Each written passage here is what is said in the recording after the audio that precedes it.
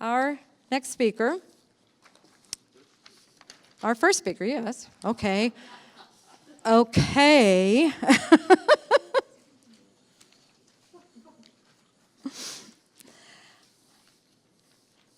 Dan Bird is one of our new authors, and it's really cute. Last year, he came to the conference last year, and he walked up to me and he's like, "Julia, this thing is so." He was like, "It's so nice to meet you. It's really nice to meet you, and this is just really cool. I just love this conference. It's really cool. And he'd already submitted his book, okay? He'd already done it. We'd already accepted it. We're already in the process of working. It's already going through the works, okay? He's like, "Is there any way I could be a speaker here?" And I'm like, "Dan, you're already an author. You're gonna be next year. It's already done. You've already done your thing." And he's like, "Oh, really?" Oh my gosh, this is so cool. Yeah, that's it. That's all you gotta do. You just gotta come on board. You just gotta be one of our authors, and now you're a speaker. So, but it was so cute. He's like, "Can I be one too?" He was so much fun. He's not. He comes kind of like a different route. I love how these routes go. That's what I love, people's stories, where they come from and everything. And his is a little bit different. I think I'll probably be sharing some of his story with you. But his comes from another thing over here. He is familiar with the stage, but not from speaking. It's from singing.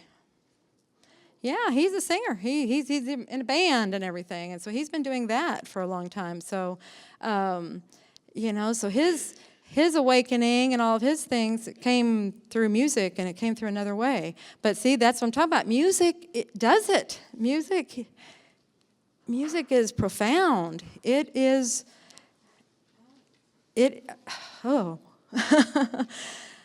why, it comes in so many different ways of what will happen. And so what I love is, that's why we wanted him to be first, is because he's talking about, it's like what he's doing is like, if you're just starting, it's like some of the times these people they're starting to wake up, and it's like, "Oh my gosh, what does all this mean? What is going on? I don't understand." Anybody been there? Anybody still there? Anybody know what I'm talking about? No? Yeah? Okay, yeah. Hey, you know me. I like interaction. Come on, people. All right. Yeah. Yeah. And then that confused state, and so maybe you just don't, sometimes you don't. And if you're in that place, you may not want to admit it, but yeah. But that's what this is all about. It's explaining this, and he does it so beautifully. This is what's going on. This is what's happening. You are not crazy. That's usually your first thought, right? Am I going crazy? What is happening here? No, you're just waking up. That's all it is. So, anyway, where are you, Dan? There you are. Well, get up here. Anyway, I would like to bring on board, without further ado, our newest author. He's not our newest, but he's one of our newest, Dan Bird. Okay, here's his book, Waking Up, A Spiritual Age. Okay. All right, it's working. 1, 2, test. Julia, that was a wonderful introduction. You always make me feel good. Everybody here at Ozark makes you feel wonderful, whether you're an author or a person who comes to the convention or just knows them, if you live next door to them. I'm sure they're wonderful neighbors too. First of all, one thing that she said about that I'm a musician, that's true. I've been in touring bands for many years. A little bit of background, just real short. I went to college for a couple of years, left that to become a touring musician, did that for 12 years. My wife and I had started having kids, and it's hard to be on the road when she's at home. She was a nurse. raising kids, and I felt bad because I would be gone for weeks at a time, and she's at home with 2 little ones by herself. While I was living it up and partying, the big bucks like we musicians do, traveling around, living the life, and then I remember, oh wait, I got a wife and 2 kids at home. So anyway, poor Kathy was doing that by her, and I finally told the band and our management company that I have to be home. I have to do that. So we booked around home more for a while, and then I went back and finished my degree in education and became a teacher, and then an administrator, and gave up music for 20 years to raise kids and to make money and to pay for insurance. Not that anyone can relate to that. And so then we got done with that. I got to the age where I could take early retirement a couple of years ago, and a friend called me up and said, hey, I'm playing a wedding. You want to come back and play? And I said, oh, I haven't played for 20 years. And he said, come do it. And it was the most eye-opening thing. I had forgotten the magic of playing a guitar or singing or playing any instrument. And so I went and did that, and the wedding was a success.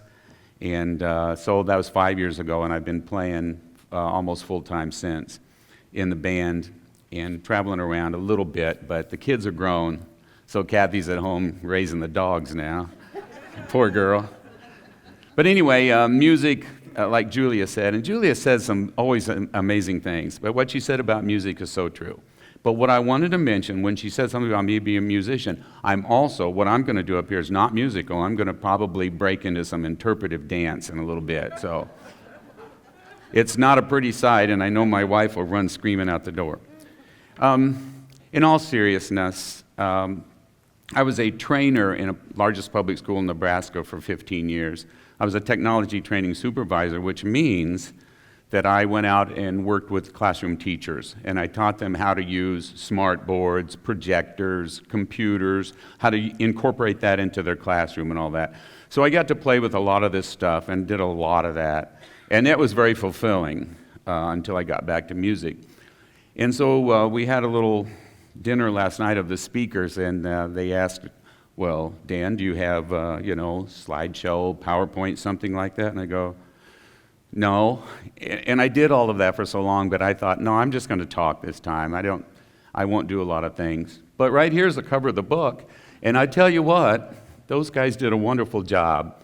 The covers of the books for Ozark are the best of any company I've seen, and I'm not sure who it is that does their work for them, but when I got this, I was thrilled when they chose this cover for me. And so thank you. I give all credit to Travis. I think he deserves all the credit. Even if he doesn't deserve it, I'm going to say that. And before I really start on the talk, I do get long-winded sometimes, and I say a lot of really bad jokes, but I probably won't cuss, and I probably won't break into interpretive dance unless Sherry comes up and does it with me. Because she bought a book downstairs a little while ago, and we were talking, and I said, well, I want to break into some dance moves. Will you come up on stage with me? And she's shaking her head, but she's saying yes. In her heart, yes, yes, yes. Sherry. Okay. Well, I said, and then as she was leaving, I said, but if you don't get up and dance, I'm not going to do it. So we agreed that was mutually beneficial. All right. Well, anyway, we're here to talk about matters of spiritual relevance and importance, relevance, not relevance, relevance. First of all, I became an author by accident. I was much more interested in music. I have a studio at home. I write and record a lot of music.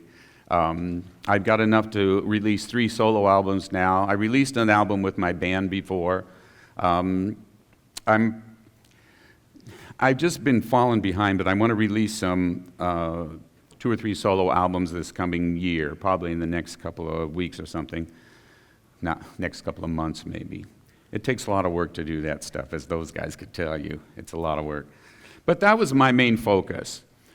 How did I end up writing a book and being accepted by my very favorite publishing company in the world? And I will tell you, I submitted this book, or the transcript, to 10 companies, 10 publishers. And many of them were interested if, Dr. Bird, if you would come in and publish this on your own through our subsidiary company. And I thought, oh, that sounds really great. So I would take all the worry and all the chance of it not doing well or whatever, it'd be all on me, which I understand what they're thinking. But then I got to Ozark, and of the 10 of them, they answered and they said, we're interested. We kind of like the topic, we like what you're doing. I looked at their business model and how they do this, and they treat authors. I couldn't have gotten in a better company. And I was really pleased when they accepted the manuscript and we began to work on it. And they got it, we edited it, and we worked on some ideas and through some things. And they were very open to all the ideas. So I know there's a few of you folks out there who have some ideas for writing. And I talked to several people since we got here yesterday who said, I really would like to write a book. I've got some ideas, but somebody named Maria, oh no, I didn't say her name out loud, did I? Sitting in the front row in red, but I hope she did, she's not here, I hope. Maria said, I would love to write a book. I have great ideas, but she said, I couldn't do this part, coming up here and talking. Let me tell you, Maria, the people here, what I'm sensing and feeling, besides intense anger and frustration, what I'm feeling from this crowd here is nothing but support. Not so much for me, but support all around, a spiritual support. It's a group of people that are like-minded and thinking about something that generally the general public doesn't always think about. You realize that. You guys are kind of different, kind of special, because you're thinking about that. And the biggest word, of course, is awareness. When we become aware that there's more to simply getting up, going to work, retiring, falling over dead at home sometime. And there's more to it than that. A lot more to it. And the thing is, in our last few generations, and I'm thinking of my own parents, your parents may not be the same way, but my parents would not have had a clue about this sort of thing. They didn't think about it. It was just kind of voodoo or something like that, The idea that there may be spirits around, there may be people communicating with you, people trying to talk to you, that was just alien to them. Even though they were having things happen, events were happening, they were having dreams that were communicating with them. They were having signs of all kinds. Those things were happening, but they would go, nah, it's coincidence. That's a total coincidence. But now, I think you folks here, myself, and so many other people, don't necessarily think these things are coincidences. There's a reason for some things happening, and I'm going to talk about that a little bit here in a little bit. But back to the way I became an author. I sent that in to them. They accepted it.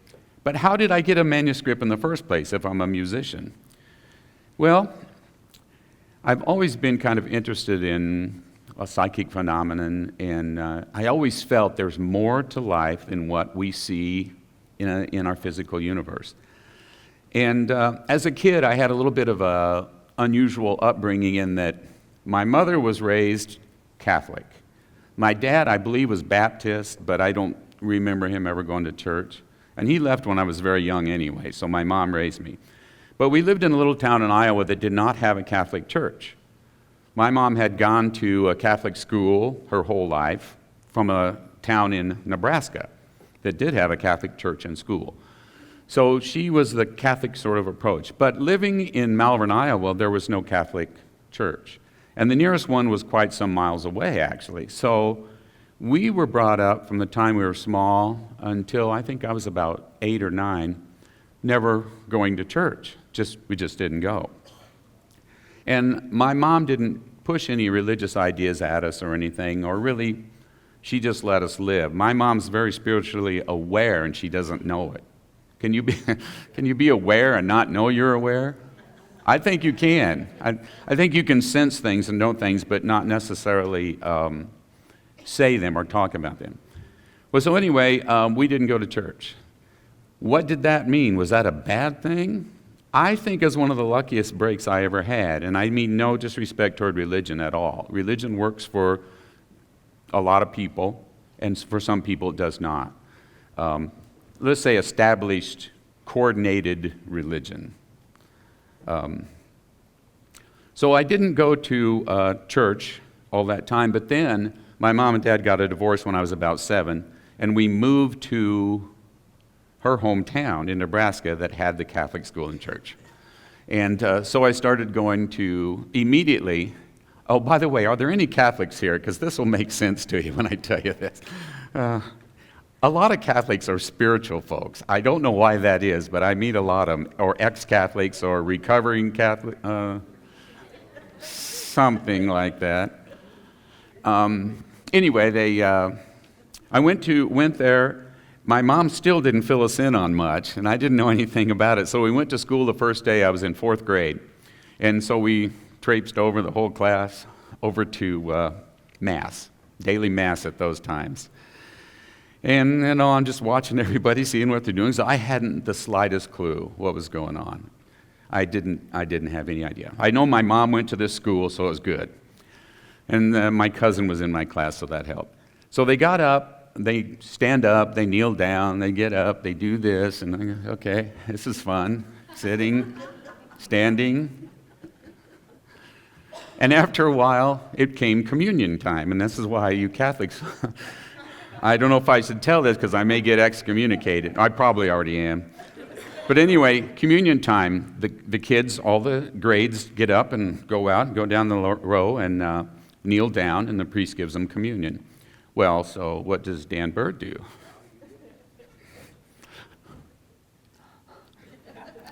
And go back and sit down.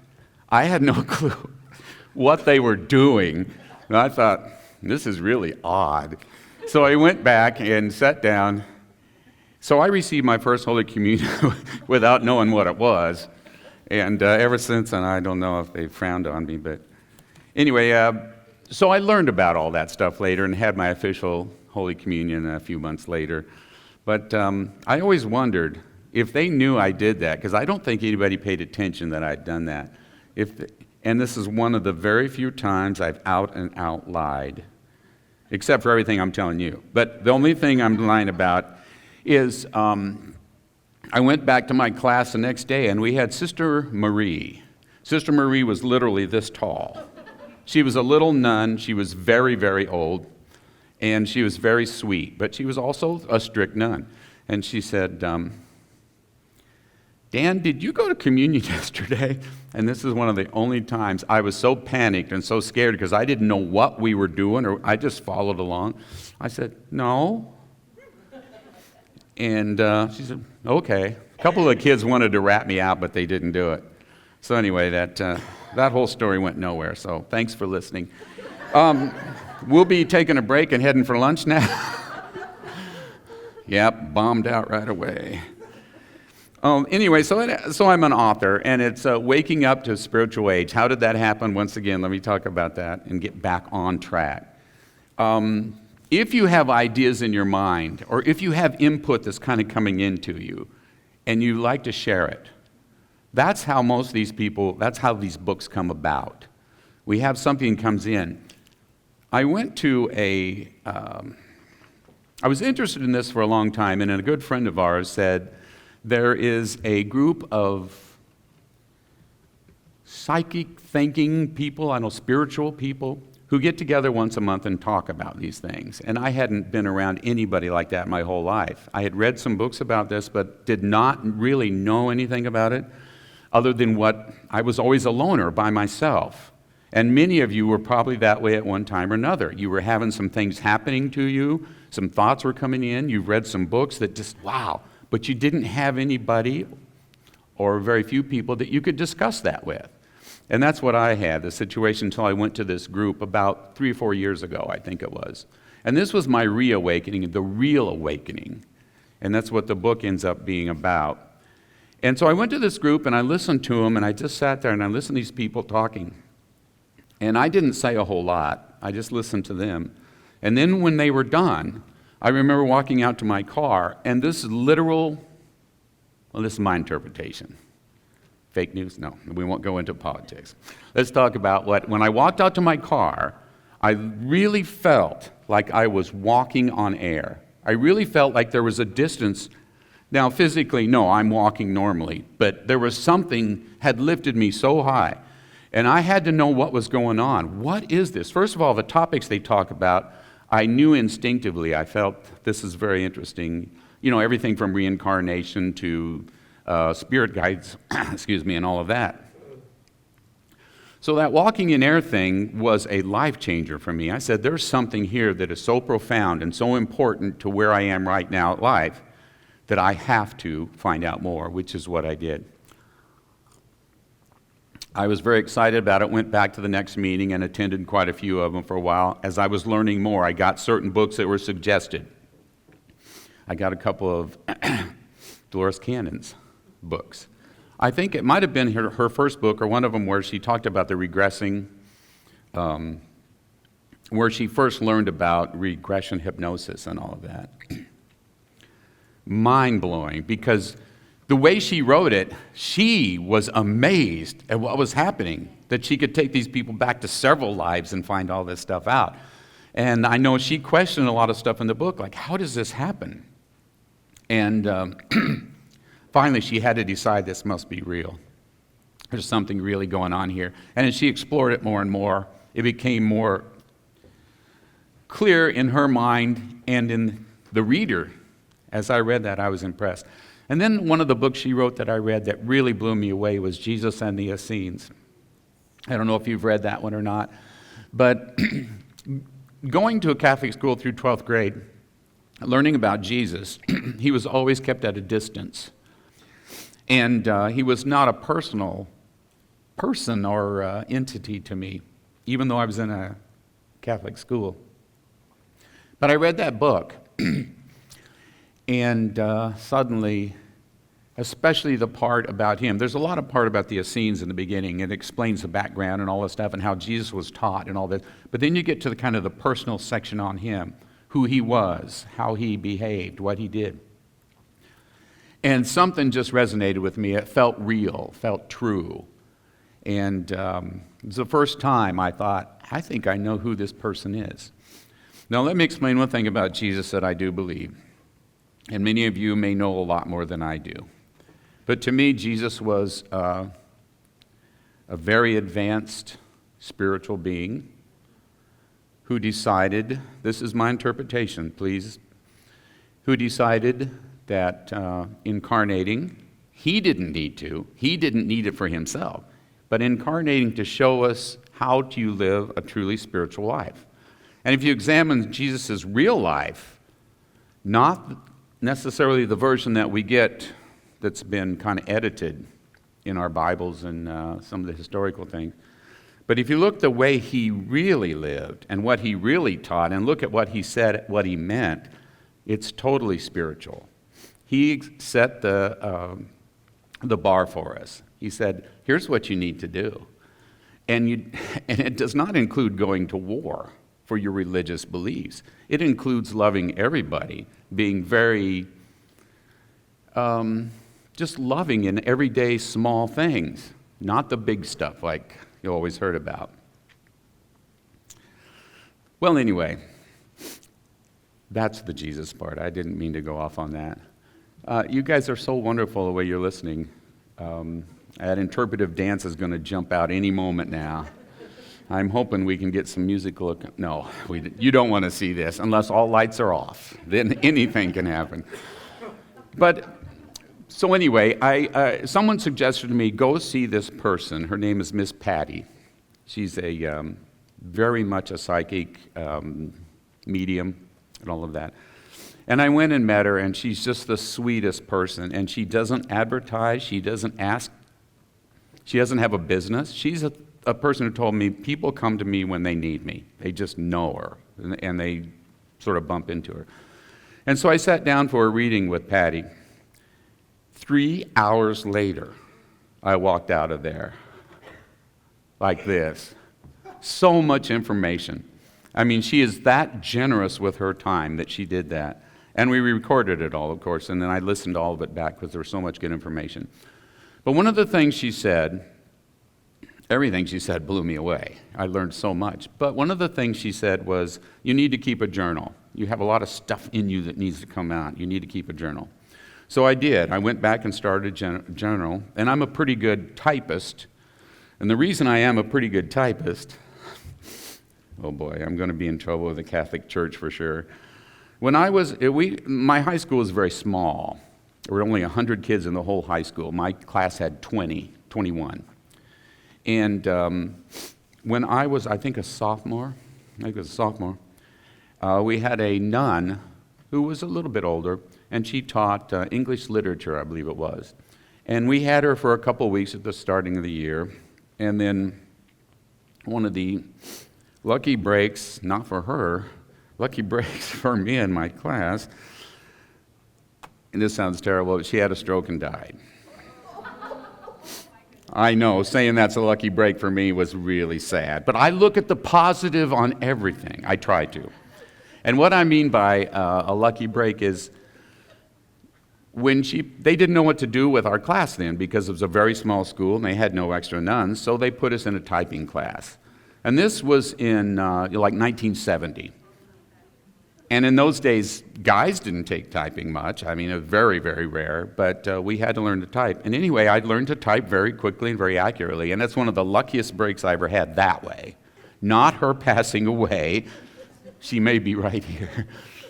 But, so anyway, I learned to type. So back to the journal. I started keeping a journal. I just put a date, and then I start typing.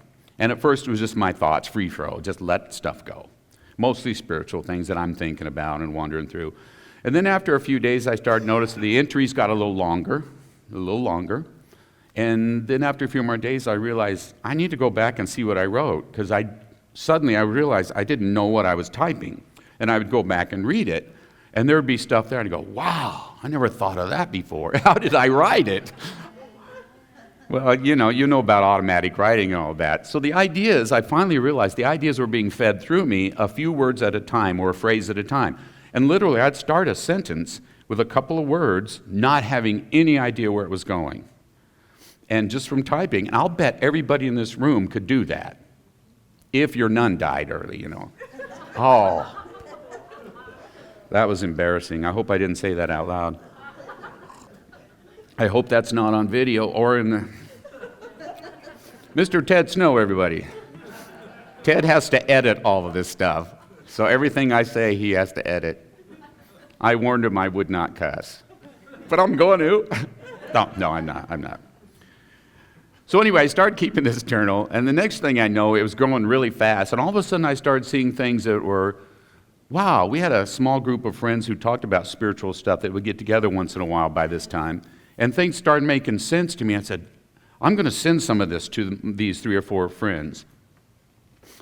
And they gave me a lot of great feedback, and they said, what is this garbage? No, they said, this is really good. This is exactly something I was wondering about, and you've answered it. How did you know that? And I said, it's not me. It's definitely not me. And I did that quite a bit of times, and they really appreciated it. And then they started saying, you need to turn this into a book or write a book or something. And that's how the book came about, because I didn't really have any plans to be an author. My brother always wanted to be an author. I never had any interest. I just wanted to write music and play music.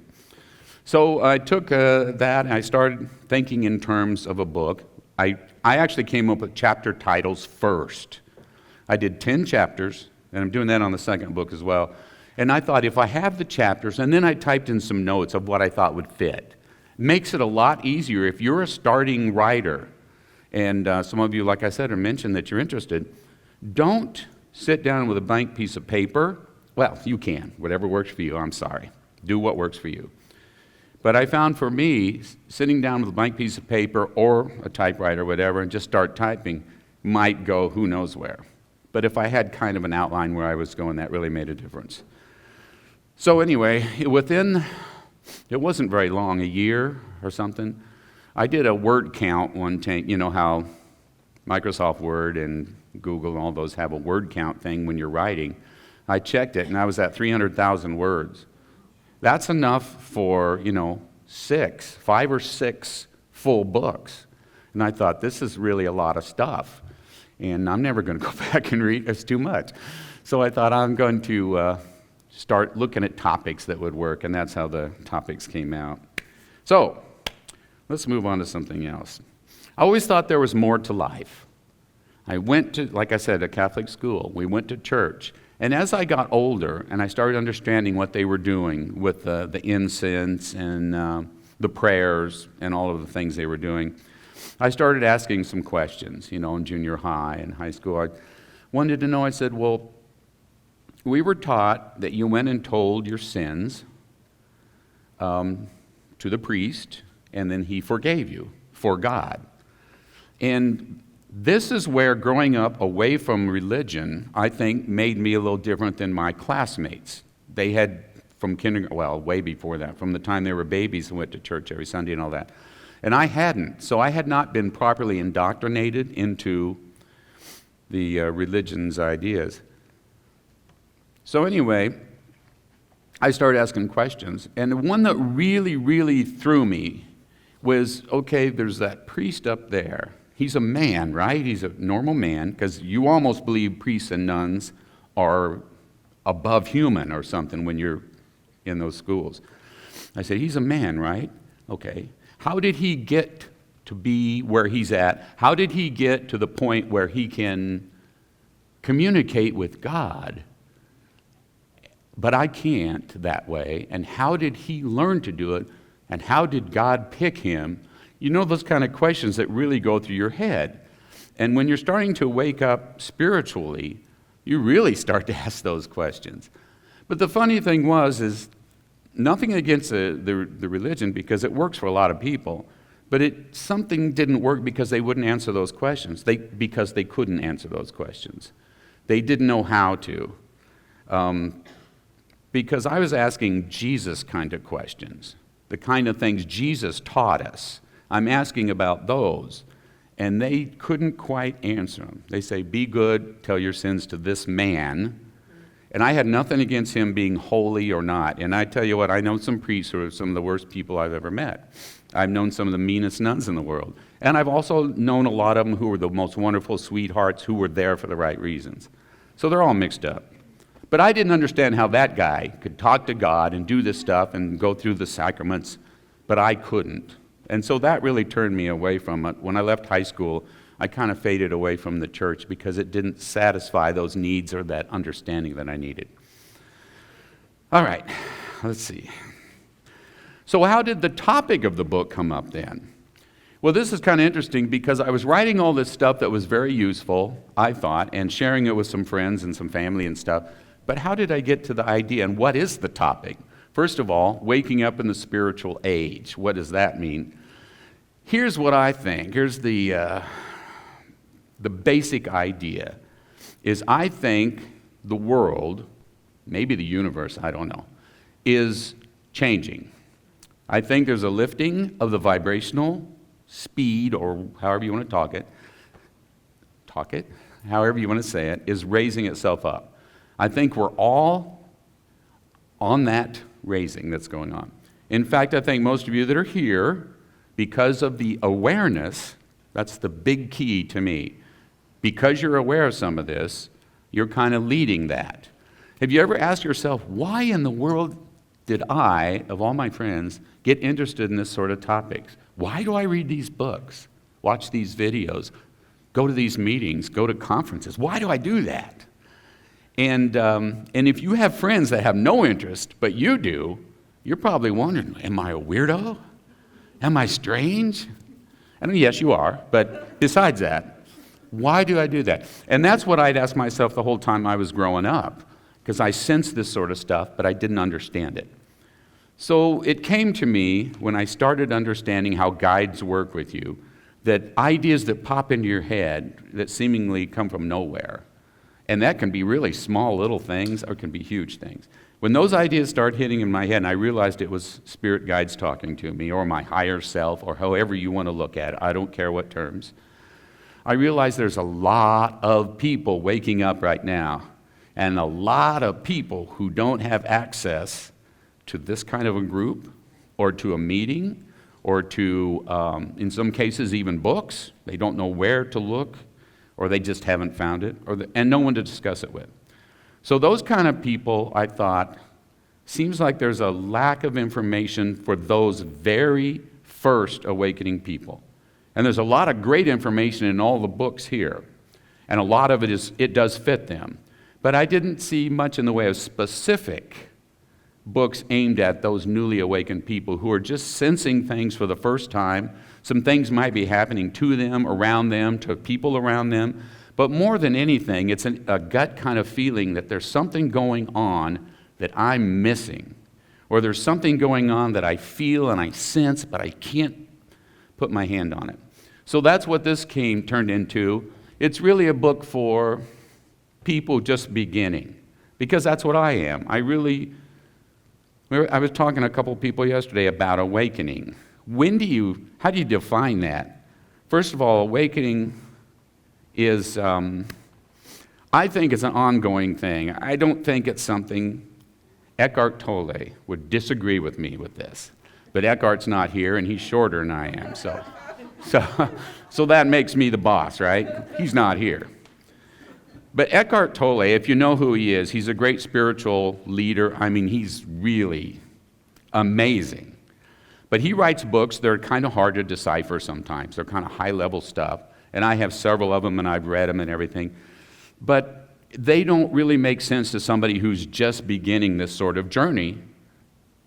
And I thought something needed to be there for that. Eckhart Tolle says that he, one night, became fully enlightened. He awoke. Something had happened in London on a bench, I believe. He's sleeping on a bench overnight and something happened. And that may be true. But I think most of it is an ongoing thing that starts sometime where you become aware of something.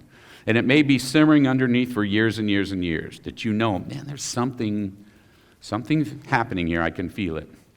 So I think it's an ongoing thing. And I've been that way since I was a kid, but not... I did a big leap that came up about 3 or 4 years ago, like I said, when I went to that meeting with spiritual-minded folks, the discussion group. That became very useful. That really opened the channels up. And then I started keeping the journal, and that went from there. So, if you're awakening, well, let's define what that means. Mostly it's an awareness of that there is more to life. We're missing out on something. There's a whole other layers of existence that we've been taught. Again, I have nothing against religions, but religions have often taught us to still that, put that away, don't think for yourself. Religions, oh boy, some of you may be angry. Religions are for lazy people.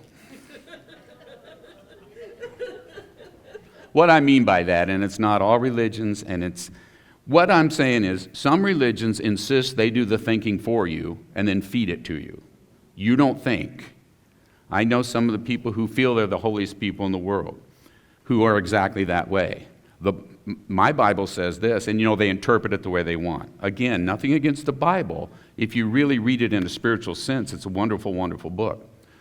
But sometimes the religion part of it stopped them from thinking. And the reason I said they're lazy is they allow somebody else to tell them. And that doesn't help you grow. If you want to grow spiritually, your journey is by yourself. And it is, of course, you can work with groups. That really helps us all lift up. But the journey itself is personal within, and having a priest or anybody else do it for you. I don't think that works in the true sense of spirituality. So I think you have to have... For my next dance... No, thank you very much. You understand my point. It's not against religion, because there are so many wonderful religious people, and there are many people within religion who not questioning it is the right thing for them. But you're here, so you're thinking of other things as well. And you can't be a good Christian, quote unquote, and spiritual at the same time too. It's whatever works for you. Okay. So I really wanted to create something for people who were just kind of waking up for the first time. And my guides certainly understood what I was looking for. They helped me with the 10 chapters. They helped me understand what awakening was, which I still break it down to awareness. If you aren't aware of something, how can you take advantage of it? How can you use it? How can you incorporate it if you're not aware of it, if you don't know? And as I write and read and think and meditate and all of this stuff, I keep coming back to the word awareness, being aware. Because that's the first step. Until you've heard about something, how can you possibly move in that direction? So that's what I think it is. Now, a couple things about awakening and the awareness part of it. First, like I said a minute ago, it's very much individual. Each one of you is on your own path. Each one of you is on your own ascension. Will you all get there? Yes, every single one of you will. Are you at the same point on that path? No.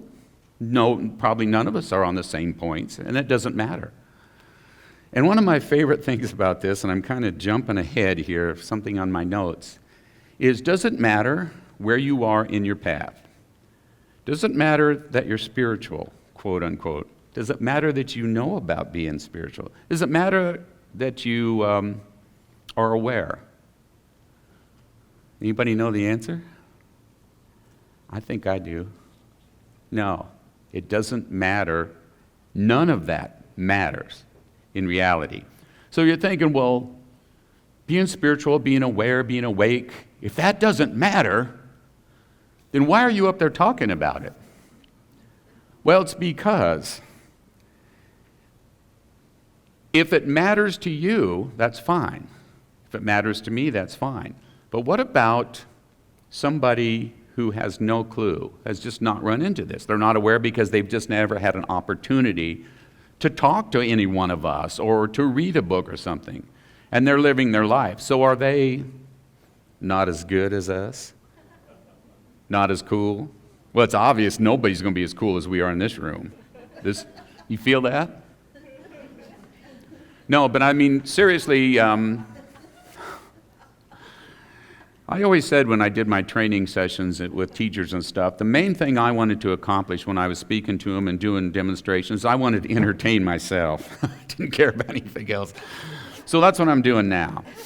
Do you hear the joke about, no. Oh, no. Poor Ted's back there beating his head against the wall saying, another edit. I want to keep you busy. And of course, ever since Ted got out on parole, he keeps him, oh my God, another edit. And my wife's saying, Dan, shut up. Another edit.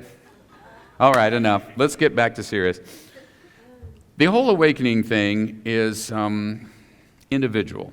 Now, here's something that's very interesting. When you first feel like you're awakening and you learn some things, I've seen this over and over, and I was a victim of it. I was guilty of it as well.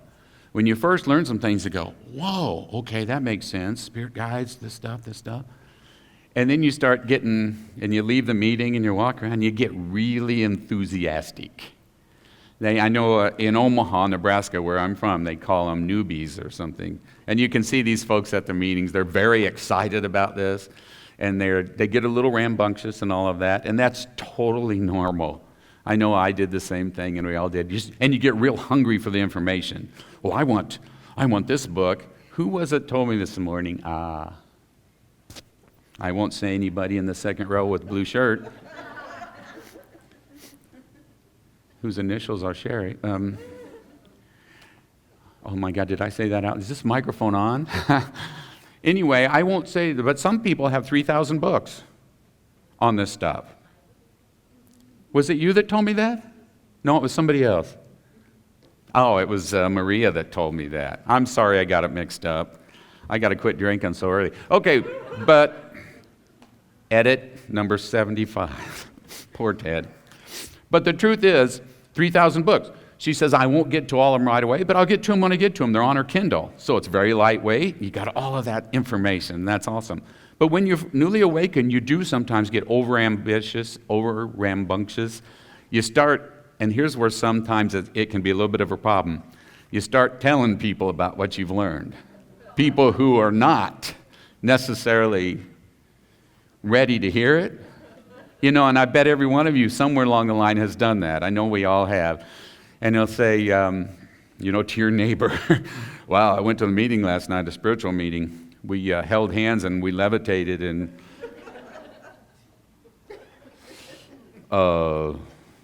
next day there's a for sale sign in their yard. It could happen. But the thing is, it scares a lot of people off because they don't understand that everything with awakening and spirituality is based on love. It's not based on my way, not your way. My way, not your religion. My yard looks better than your... Oh, wait, I'm mixing them up. But the truth is, they start...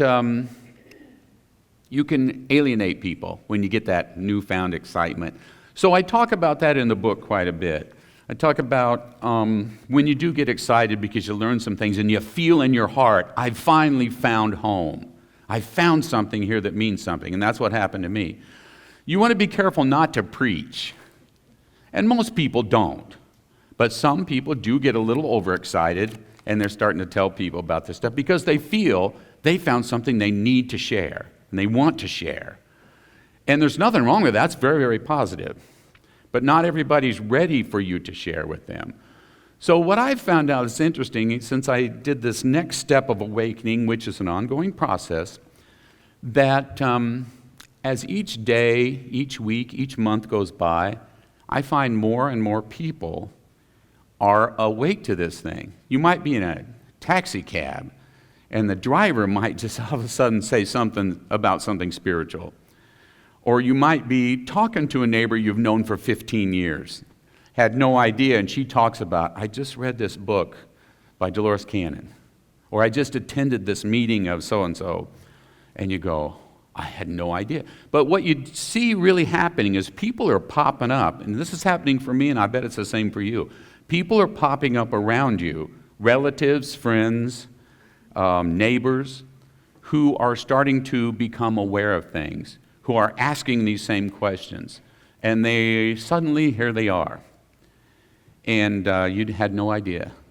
There are several people on the block that I live have blew my mind. I mean, I'm friends with them on Facebook, and they start posting spiritual things. And I go, I had no idea. This is wonderful. And then just former students of mine that I'd bump into, and we'd just be talking a little bit. And all of a sudden, they'd say something very spiritual, and I'd understand, and I might lead the conversation a little, and the next thing you know, I find out they are totally attuned, or they're totally into this, finding out more about the spiritual world. And again, that's what the book is for. And they want to share it, but they sometimes get carried away. So if you see that happen, just go with it, of course. One of the things we never, ever want to do is we never want to judge anybody where they're at. And though I said a couple things about religion, I didn't mean it in a judgeful way. I meant it as an illustrative way, because I'm actually a priest. No, I'm not. I'm studying to become a rabbi. No, I'm not that either. What I really want to be is a cowboy, and they won't let me, so more editing. Poor Ted. He's one of the sweetest, nicest guys. Okay. It's an ongoing, long-term process. You just know there's something out there. And most of you have undergone that probably, or you probably wouldn't be here. Something called you here. And you are here in the right place, not because I'm speaking, not because of any of the other speakers, though hopefully all of them will be helpful. The reason that you're in the right place is because your energies that you have and your thoughts and your soul level things that are going on, you don't know it, but they're all combining right in front of me right now. All the energy, all the thoughts, all the positive that's in everybody is all combining and creating, is vortex the right word? I don't know what it is. I totally got goosebumps on my legs and on my arms just because of what's going on right here. It's powerful stuff. And some of the folks that will talk to you who will take this many levels higher, they'll be able to explain it better than I will. But it's amazing once you start tuning into it and start raising your vibration a little bit. So how can you raise your vibration? Well, one of the best ways to do that, this sounds silly, but from working in an office for 15 years, I was not the best at this, that's for sure, and I'm probably still not, but I'm aware of it. Awareness is first. If you're aware it's illegal to go in the bank and say, give me money, here's a note. Awareness is first. Then after you get away with it a few times, you go, well, I've never gotten away with it, though, just so you know. I've never tried it, actually. More editing. So how do you lift your level? That's what I started to say.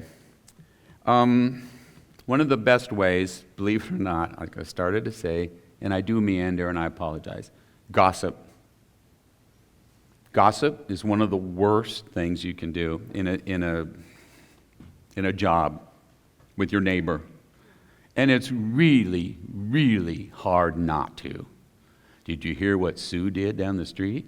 You know, it's so hard not to do that. But what you're doing, if the gossip is of a negative bent, shall we say, did you hear what Mary around the corner in that office, what she was wearing yesterday or something?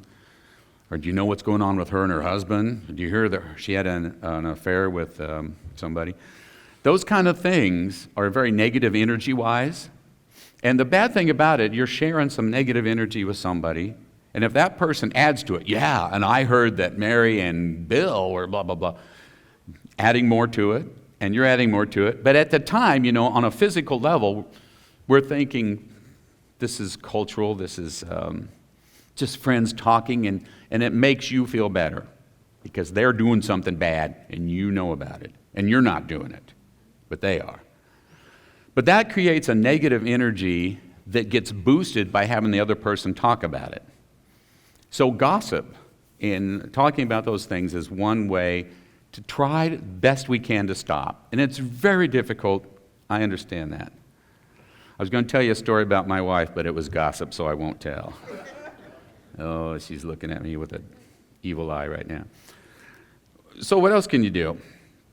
Well, besides that, just being aware of things, thinking about things. Here's the biggest thing about awakening that I think is really powerful, is once I started thinking about all this, and especially wrote the book and all, when I walk around and run into any situation, talking to people, shopping at the grocery store, whatever, all of a sudden I look at things in a different way. I look at people in a different way. And I'll bet you've done this too. In the book, I talk about driving down the street and seeing a homeless guy on a corner with a sign. You know, we're seeing a lot of those in Omaha now. We never used to have any, but now we have them on a lot of major streets. And it's real easy to judge these folks and say, why don't you get a job? Why are you doing that? You look like you're healthy to me. The truth is, we have no idea their story. I'm not saying you should pull over and give them $100. If I'm out there, maybe 20 will do. Or your new CD. That would work too. Thank you. Then I'd go home and put it on my new Bose system. But besides that. Now the truth is, you see that guy out there and you're trying to figure out, is this, you don't know their story, and it's so easy to want to judge. And most people do, and we're probably all guilty of it. I know I have been. And then there's other times where you go, I don't know his story. Maybe he's incapable of working. Maybe he's got this going on. Maybe he's got that going on. And I have pulled over and given him money. Now in Omaha, they really tell us don't do that. You're really encouraging a lot of problems. And I kind of quit doing that. Because I think there is places some of those folks can go to get help. But the key there is we don't know their story. We really don't know what they're going through. So how do you raise your own vibrational level? You avoid judgment. Don't judge. That's almost as hard as not gossiping. Like, for example, my wife gave me some gossip this morning, and I was judging the quality of the gossip. So we're definitely sliding the wrong way on that. I'm kidding. She never gossips. Unless it's something I tell her. Okay, so where do you go from there then? Well, you look at a few different signs around you. First of all, if you're here, you probably sense there's more to life than, like I said, growing old and dying and all that stuff. Money is not the answer. Money certainly can help, do things, but money's not the answer. And most writers, for example, that write these books, I suppose some make a living, but that's not really the reason they wrote the books for the most case. Most of them did it because of something in them they needed to share and get out. And I'll bet every one of you has the information and knowledge that you could produce books and give them to people and help people, just from what you've gone through. Because we're all in this together. Nobody's better than anyone else. We're all united in our spiritual level. So let's talk about signs for a little bit. One thing you can do is, like I said, keep a journal. And this is something I found out about signs, because I would miss things that happen, and most of us do. Do you know that there have been spiritual signs happening around you your whole life? All kinds of stuff happening around you your whole life. When you were a kid, things were happening. You knew something. How did I know that? I remember when I was 4 years old, I knew before I went into the closet that there was an Easter chocolate candy wrapped up egg or something was in a shoe in the closet, as goofy as that sounds. And I walked in there completely knowing it was there and reached down and there it was. And I'd never seen it. That's the first thing I remember of something like that happen. But those things usually come and go. We think they're coincidence. For example, in the book I give an example of a young lady who, I don't know, one night she's watching TV or something, and I don't know if it was wind came up or whatever, but for some reason a picture on the wall fell off, just kind of random. And there were 3 or 4 pictures up there, and this was a picture of her mom, who had passed, last year. So that fell down, and she thought that was mighty strange. There wasn't anything that should have made that fall. So she put it back up and everything, and it kind of was rolling around in her head then, and she thought about it. So the next morning, her alarm goes off, which she has music playing. And it's an old song she hasn't heard in years. And this song is, amazingly, her mom's favorite song that she remembered. And that pops up. So for the second time in a few hours, she goes, "Wow, Mom, your song." Now, let's say she's not an aware spiritual person at this point. She's just a person who goes to work. Well, that kind of gets to her again. So she goes out, turns on the radio, and the song's on again. Or another song that reminds her of her mom for some reason. And by now she's going, well, that's like 2 or 3 things. And she doesn't believe in the big afterlife. She just hopes her mom's in heaven like she learned as a kid. But she'd never tried to really talk to her mom or anything. She just thought there wasn't anything happening. So by now she's thinking a little differently. You see how her awareness is slightly shifting. She's going, this is pretty strange. But then she kind of lets it go. She gets to work. She gets into the elevator to go up to the 4th floor.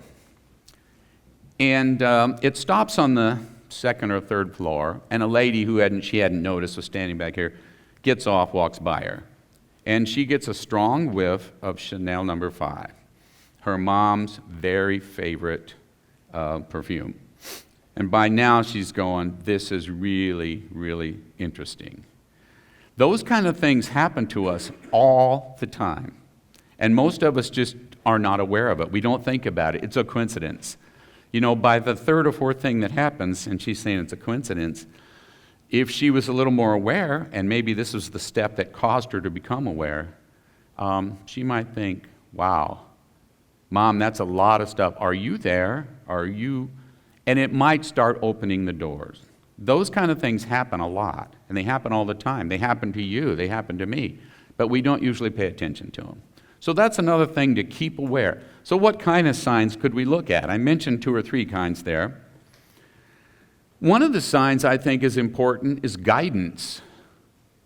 For example, you guys were guided to come to this conference this year. And something made you want to come. Some of you have been here many times, up to as many as 9, I understand. Now that's pretty impressive. Some of you, how many people here for the first time? Again, could you show me some hands?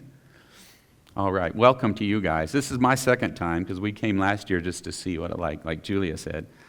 And we had guidance or something came through that tells you to come here, right? And those of you folks who are multiple visitors, Something gets you to come back each year. And what is that? You pay a bunch of money to get here. You pay money to get in. You pay money for some books, probably. You might pay money for a T-shirt. You certainly tip Ted big time out there when you're walking out. Edit 79. I'm going to leave that one in. Oh. I think he's just shut the machines off now. Ted's a good sport. It's funny when you meet people that you just know are good people and how much fun they are. And the people that I met here so far have been that way. Well, all except Maria. You know, she won't get up here and speak when she releases her book next year that she doesn't know she's going to write. She has to now because the pressure's on. Okay, so anyway, the guidance part is really key. You will be guided to do things, and sometimes you won't know why.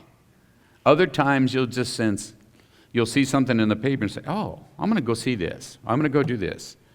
Something gets you to do things, and sometimes the guidance is real tiny things. I need to go outside here to my backyard and walk around this tree, and I don't know, I'm just going to go do it. And then you'll see a baby bird or something and go, whoa, and it needs some help getting up to the nest. So maybe you do that. You would have never known, and it would have died. But you get it back to its nest, and you're rewarded later on by cleaning off your sidewalk because it does all this stuff. No, but you know, little things like that happen. Have you ever wondered why you chose to walk a certain place instead of another place? I saw a couple of our folks here. They're sitting right back there, in fact. We're walking this morning, just a couple blocks from here, out for a walk. You guys know who I'm talking about? Yeah, you guys. And in fact, we're going to hear about elementals later from one of them. I won't say any names. But anyway, they were walking out, just I think, out for a morning walk, and it was just beautiful. And what led them to go there? What led me to drive by and yell at them? Wave at them. They didn't see me because we were by them before I saw them. What made me think, maybe I should go around and see if they need a ride? I seriously thought that. I almost came back and got you guys because I didn't realize we were only a block away from the motel. This town can kind of fool you when you get to drive and you don't know where you're at. I thought we were about a mile away from it, and then I drove right by it because it was like a block away. And Kathy said, you just missed it. Okay. I said I got to quit drinking so early in the morning, so that could be an issue. By the way, I don't drink at all, so don't take that seriously. Edit? We editing? He's in the process. So guidance. Watch for guidance. Next step would be like intuition. And you hear that word is overused, and yet it really is the right word. What is intuition? Well, that again is kind of like guidance, kind of thoughts that come in that tell you this is what you should do. You should get the blue shirt, not the red shirt, or whatever it would be. Now that's a small one, but something got you to do that.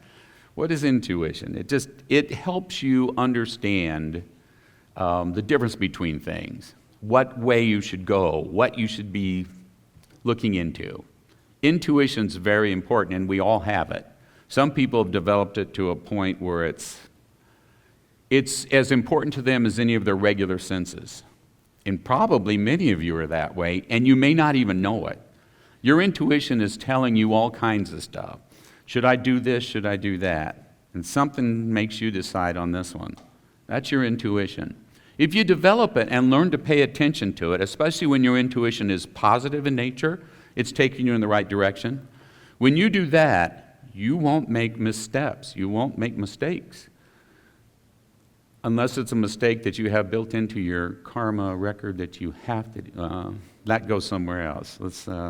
No, just follow your intuition and you never go wrong. Now, so then if I follow my intuition, nothing bad will ever happen? Yes. You want to buy my books? You can buy my... No, if you follow your intuition, bad things will still happen. But you'll make the right decisions on how to react to those. Because one of the important things that I have that I want to talk at the end. By the way, this is the first time I've ever done one of these things, so I don't have things in exact order.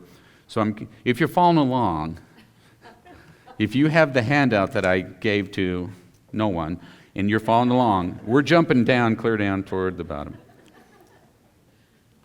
Or somewhere. I put it on here. Let me see. It might be over here. Well, somebody erased it. Back to intuition. Learn to pay attention to it. It will really keep you going in the right directions, even when bad things happen, because that's what I was going to talk about. You have a choice of, this is the most important thing I can tell you, I think. You have a choice on everything that ever happens to you. You have a choice. Everything, good, bad, indifferent, whatever, big, small. Your choices are, you can either be a victim or the other one. And most of you probably think you're not going to have the same idea I have. You can be a victim or you can be a learner. Those are your two choices on every single thing that happens, from small to big. And what I mean by that is, all of us are guilty of this, and we've seen it happen. Something bad happens, and it's woe is me, this is horrible. And there are terrible, horrible things that happen to you within your family, to yourself. People pass away that you're very close to, relatives, and they're very, very painful. Family members get sick, and they're very painful. But you can choose to be a victim. Woe is me, oh, why is this so bad? And all those things.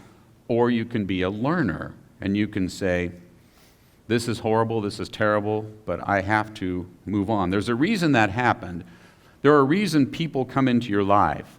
There are reasons that things happen to you or around you that you need to kind of take a look at and understand there's a learning process here. I've known people who everything that happens, they say to me, what am I supposed to learn from this? There's something I should learn. And there is always something underneath there that you should learn. It doesn't make the pain go away. It doesn't make you feel a whole lot better, but it helps you understand a little bit what's happening. So be aware of that. You can be a victim.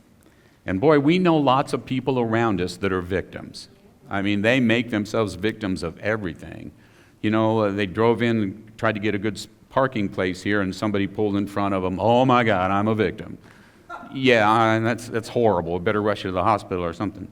But no, or they can just say, I'm supposed to learn something. Well, there's that spot 15 rows down closer. I'll go there and park. But again, keep that in mind when things happen to you. Am I a victim or am I a learner? And I know the learner word sounds kind of mild. It doesn't mean it's like, am I a victim or a survivor or something? That sounds stronger. But I think a learner is more important because there's something to be learned when everything happens to you. Okay, a couple other things. Right now in the world, there is a great divide going on between those who like chocolate ice cream and those who like vanilla. Oh, that's not the, no, wait a minute, wrong notes, here we go. Edit. No, there's a huge divide, there's a big chasm like this. I've been watching, and I'm not going to get into politics, but I just want to talk about the world situation just for a second. What's going on with such a big divide going on between the rich and powerful and the rest of the people? Why is that, and what's going on? That big chasm is because the world is awakening. I'm telling you, I get this so strong. The world is lifting up, so we're headed to this, I know some say it's the age of Aquarius and all that stuff, and I don't know that much about that. But the world is changing. There are people here that are making it change. We are making it change. And there are groups like this everywhere in the world. You can't go to a town now and not find a group of like-minded folks because so many are awakening. So if we're lifting that up, the truth is, that's being felt throughout the world. You guys feel it. I don't know if you notice it, but you're here, right? You're feeling something. So what is the chasm then? Well, there are people who are not awakening, people who are very much in the physical 3D world. Those folks like the way things have been, control, power, so on. And those folks are, they are sensing something's going on and they're losing control. So they are fighting like crazy to keep control and power. What they don't realize is they are ultimately will lose because the spiritual-minded people who keep slowly raising our own vibrations. We're not sinking to those. We are avoiding those, and we're trying to move on. And if we can, I don't know how long it's going to take, but yes, that age of Aquarius, that wonderful time that's ahead, will happen. And it is coming. It's not going to be stopped. There's too much positive energy and powerful positive people in this world that are going to make it happen. Now, here's the problem that I've been realizing lately. We may see some dark times before then, and that's very sad because most of us are here for a while yet, and we may see some of the dark times, and I hope not. I hope that we can all, get it to the point where we don't have to go through those things because I don't think it's necessary. I'm just afraid of the power that's growing on that sort of other side. And yet they say that's necessary. The things that have to happen for the cleansing of the earth to occur. I don't know a ton about that. I haven't thought about that. My focus is really individual. It's really those opening up people who are just starting, who don't know what's going on, who sense those things. And that's what the book, again, is about. So I kind of jumped off a little bit. Okay, a couple other things, and then I'm going to read you a short story. And then I'll let you get out of here to go get some lunch. Or join me for interpretive dance.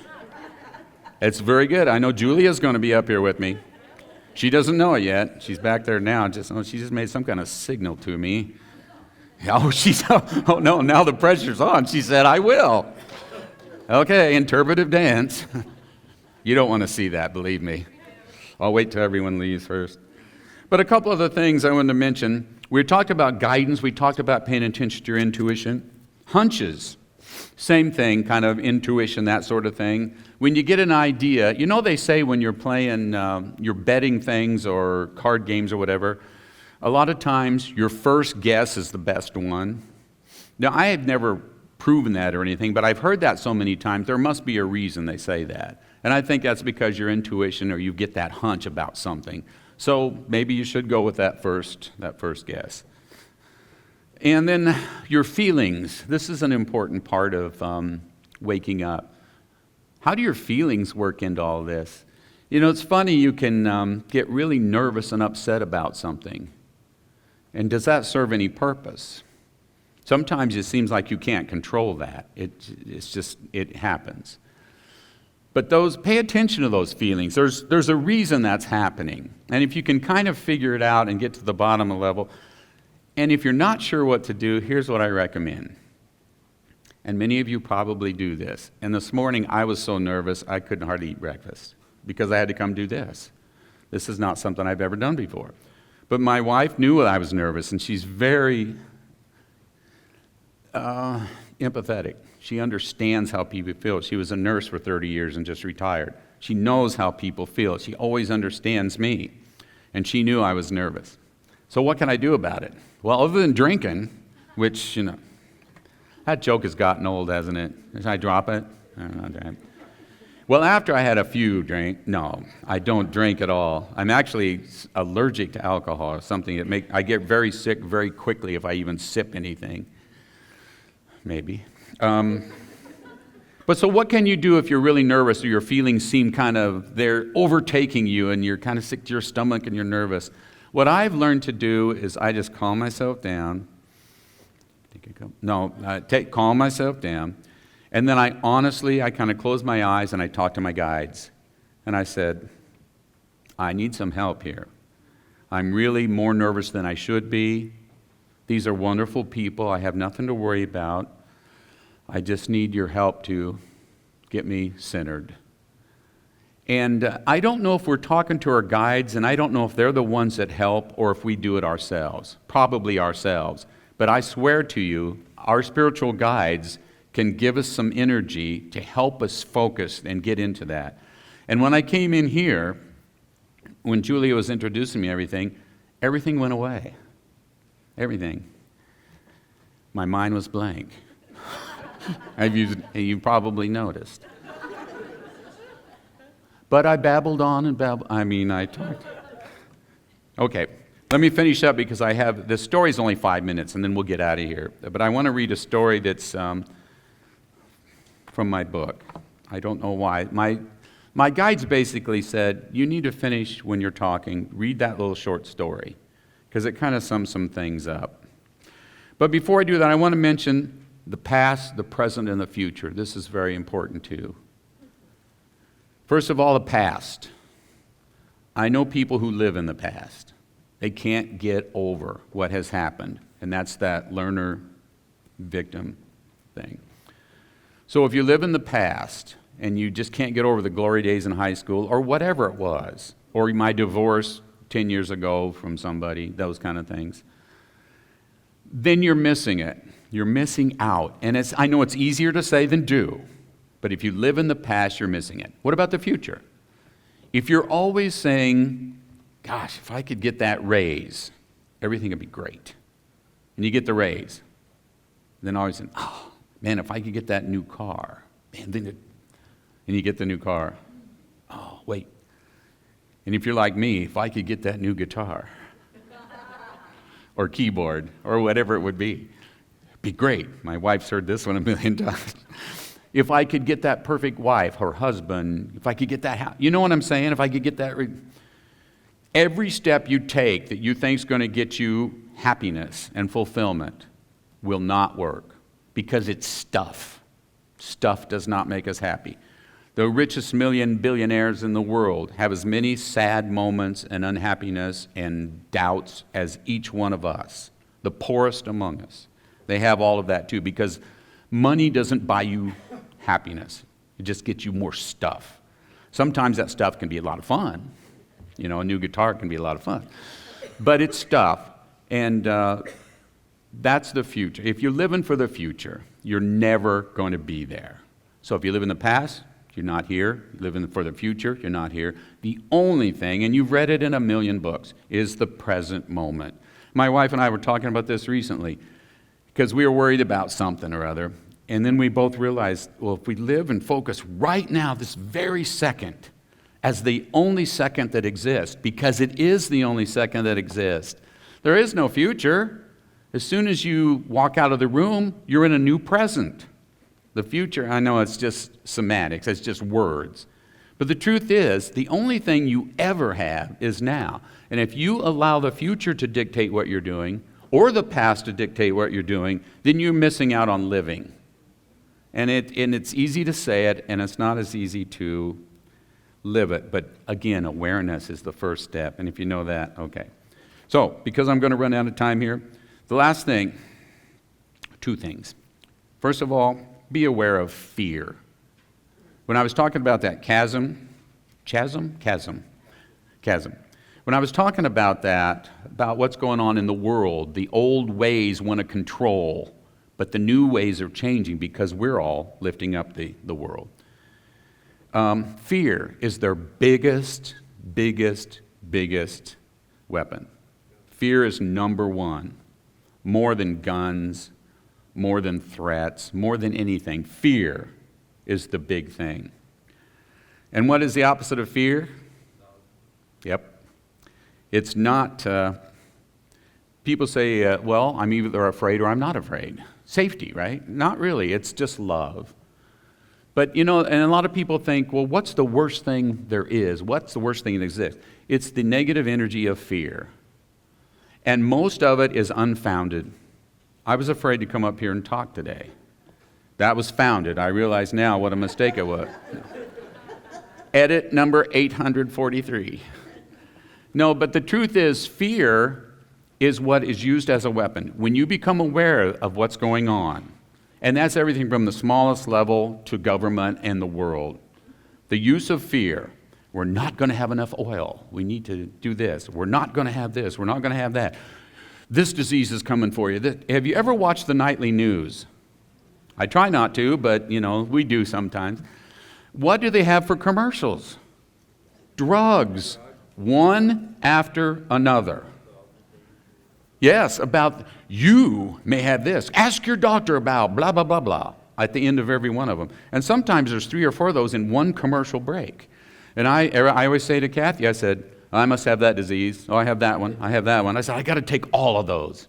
You know, I'm being facetious, but she understands what I'm saying. What they're doing is the pharmaceutical companies are adding fear to your diet so that you think, I might have that. And of course, are you tired and wore down?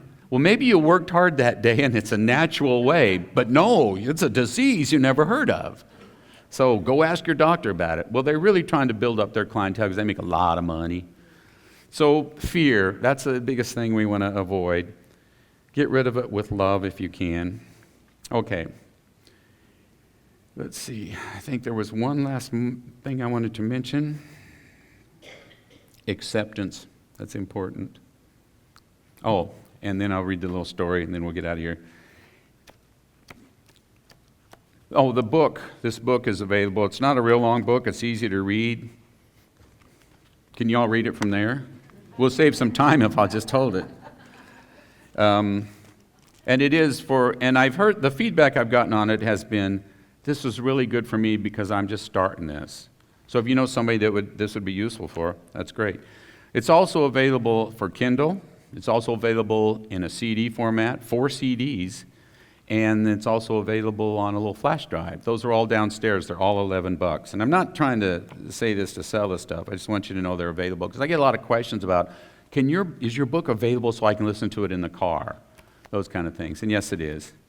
So the final thing is this little story that I think kind of sums things up. I have just enough time to do it.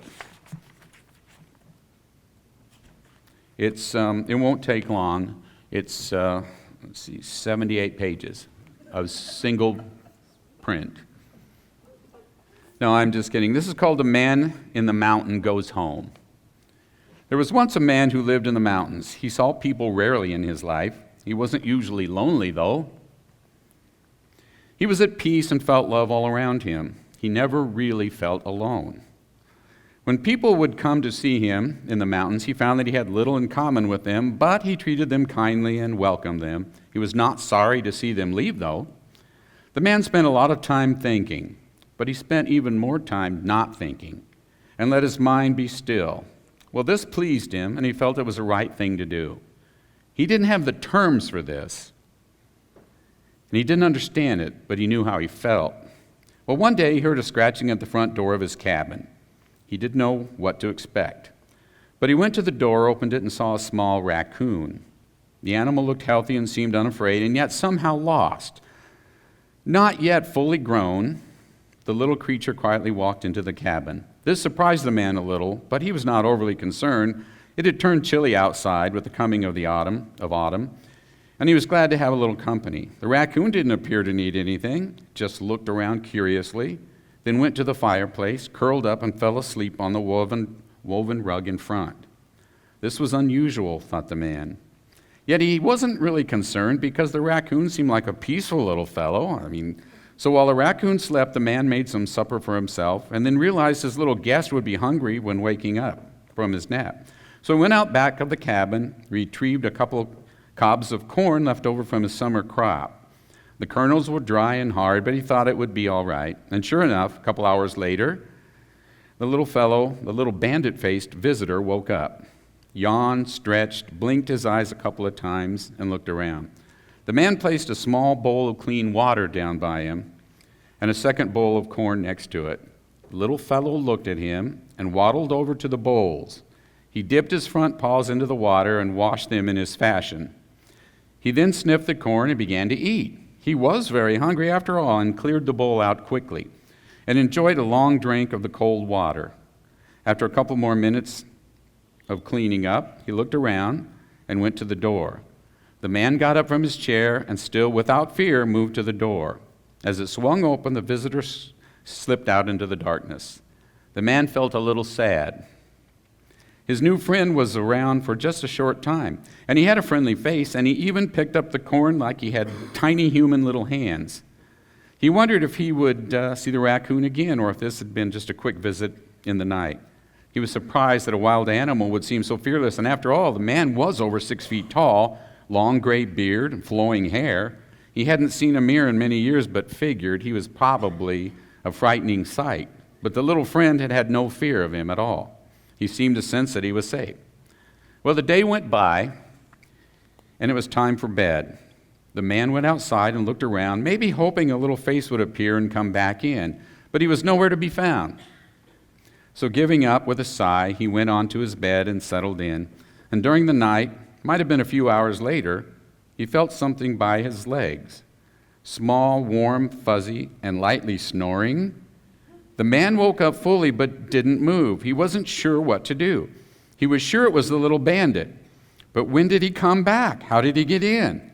Why didn't the man hear him? How could this be? So he thought for a while, but still didn't move. Was he safe with this wild creature lying next to him? He didn't feel any fear, just a soft warmness. So he looked around the dark cabin, said a prayer to his ancestors, and found himself relaxing and falling back to sleep. He still couldn't figure out how the little guy got in to the cabin. And what about others?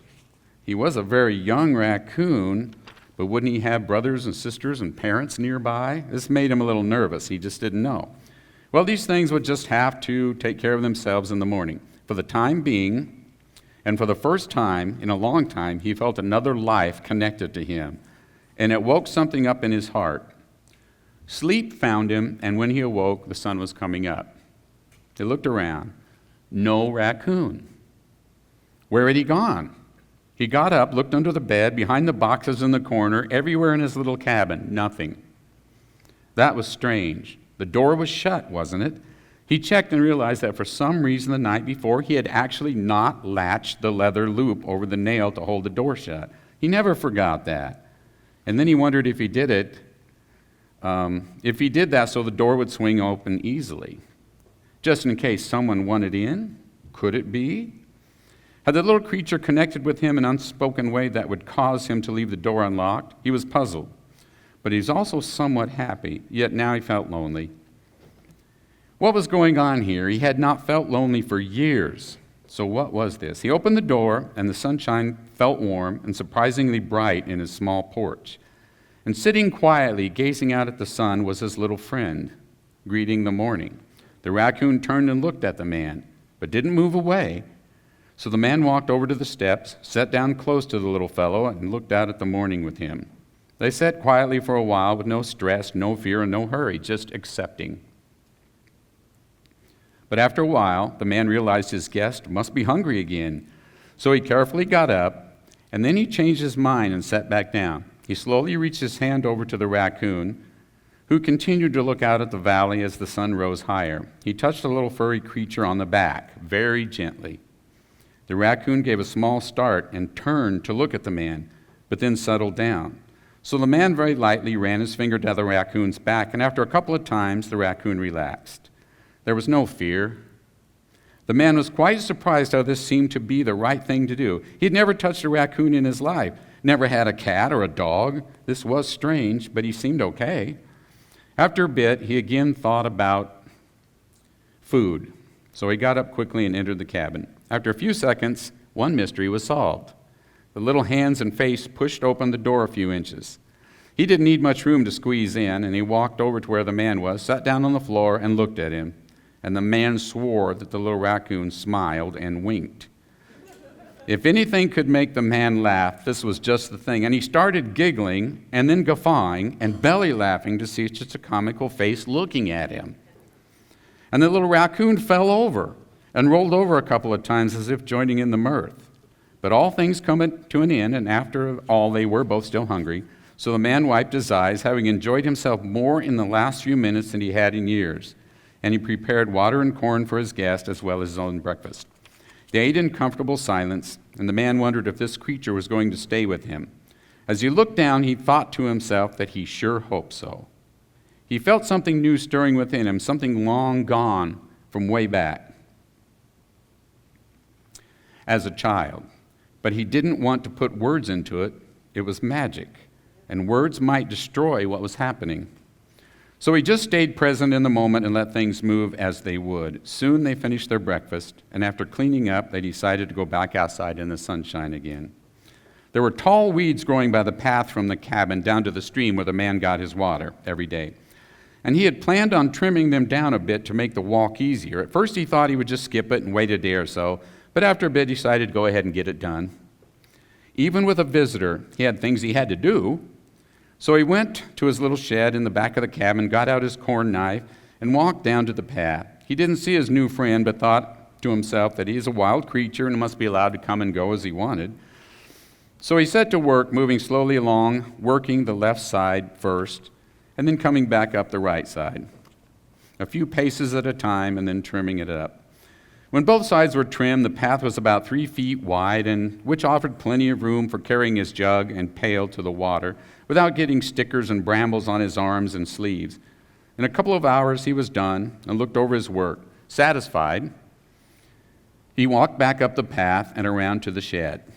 No sign of his new friend, and he hoped he hadn't left for good. The rest of the day went by, and he began to wonder if the little raccoon had gone away. He had no idea how a wild animal thinks or how it makes decisions, but he suspected there was more going on here that seemed. He wondered if they simply lived minute to minute like he did. If so, there may be no real pattern or plan to the raccoon's whereabouts. He may be a wanderer from day to day. He supposed this was possible, so he tried to move on through the day as always. Finally, he went to bed and felt again surprisingly lonely. How could a little animal make him feel this way?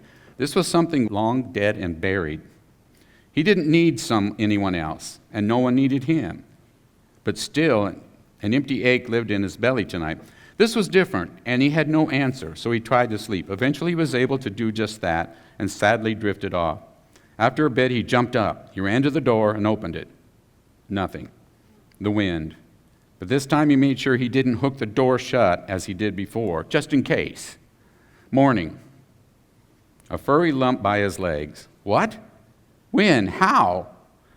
He was confused. He hadn't heard or felt anything during the night. In fact, he thought he had slept badly and seemed awake most of the night. How did the little bandit get in and up on the bed without him knowing?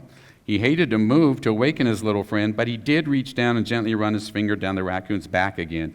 The creature moved slightly, but was so tired he didn't seem to wake up. Feeling braver, the man rubbed his finger between the raccoon's ears and neck, and the little visitor stretched and yawned, and obviously enjoying the petting. So the man continued until the raccoon rolled over on his back, as though he wanted his tummy rubbed. And the man did just that, when suddenly the raccoon's arm reached out, grabbed the man's hand, and pulled it into his teeth. His teeth flashed, as though to bite. But the raccoon's teeth touched his hands and stopped. No bite. A little lick. Another. He looked up with these large banded eyes right into the man's eyes and gave him another lick with his tiny tongue. Then he let go. The man withdrew his hand in amazement. He hadn't been bitten. After all, this was a wild animal living in the mountains, but instead of questioning and wondering, the man simply accepted it. He didn't need a reason. Things just were as they were, so he smiled and his little friend winked again. By the way, this story does end shortly. I know it's longer than I expected. So they settled into a simple life, the raccoon coming and going during the day and sleeping next to the man's legs at night, and they became a small family. The man never saw another raccoon, so figured this little fellow had been abandoned or gotten lost. He certainly didn't show any fear of the man and became quite tame. After a couple of months, it was now winter. The little fellow spent more and more time with the man on his lap when he was reading in his old rocker, or on the bed at night, or down by the fireplace. And the man began to talk to him, and when he talked, the raccoon would look right at him. And the man came to believe that he understood him. Such was their life over the winter. Now the man was not young, and he was not in the best of health. So it came about one night that as he slept, he felt some pain in his chest. He was used to various pains and aches, but this one was a bit more than usual. It woke him up, and he sat up slowly, hoping the pain would go away. His little friend looked at him and moved closer, climbing onto his lap. This comforted the man, and he did begin to feel a little better. After a time, he lay back down and fell asleep again, now with the little raccoon lying against him near his chest, snuggled in closely. Just before he fell asleep, he had an overwhelming sense of pure love. Was it from the little bandit or the universe? It didn't matter. He knew his friend somehow caused this wonderful feeling. So he reached out and put his arm around the little wild animal, and for the first time since he was a small boy, a teardrop ran down his face, warm and full of feeling. And like that, they went back to sleep. A while later, he wasn't sure how long, the man had a dream. And in this dream, he had no pain at all. The years of aches and soreness were gone. He felt fantastic. He looked around. He was in a large clover field, and some of the blossoms had opened, and he could smell them. He hadn't been able to smell anything for years. So sweet and beautiful.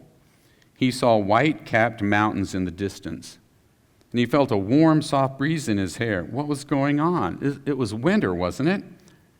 Where was he? He had a moment of panic and then remembered, oh, this is a dream. Dreams can have lots of good things in them, he knew. So he relaxed a bit and wished this dream didn't have to end. Well, might as well enjoy it while I can, he thought, because he thought he would probably wake up soon. So he looked around some more and took a few steps in the field. His knees no longer ached. He felt light as a feather and had a notion to run through the field. It was so real. Suddenly, he looked over and saw his little bandit friend was also in the dream, smiling up at him. And he walked over, picked up the raccoon, and hugged him. He was rewarded with a wink and a kiss on the nose. The man couldn't help it. Dream or no dream, this was fantastic. And he started to laugh, and he swore his little friend laughed with him. And life seemed full and wonderful and beautiful. And he felt so complete and happy since the little bandit was with him. He could feel his friend's thoughts, and they were both so full of life that he set the raccoon down, and they did start to run across the field. After a while, they stopped and found a clear, cold stream, and after a drink, they lay down on the mossy bank, and the man suddenly understood. He told his little friend, "You brought me here, didn't you? I don't think this is a dream anymore. You came to get me. All my pain is gone. I feel great, and I want to stay here with you, my little friend." The little raccoon looked up and winked. Epilogue. When springtime came to the mountains, some hikers happened upon an old cabin sitting back in the middle of nowhere. And in it they found an elderly man's body. He had obviously passed away some time ago. He seemed so alone up there by himself. But something even stranger was found. A small raccoon was curled up in his arms, and it too was dead. Thank you. Go get your lunch.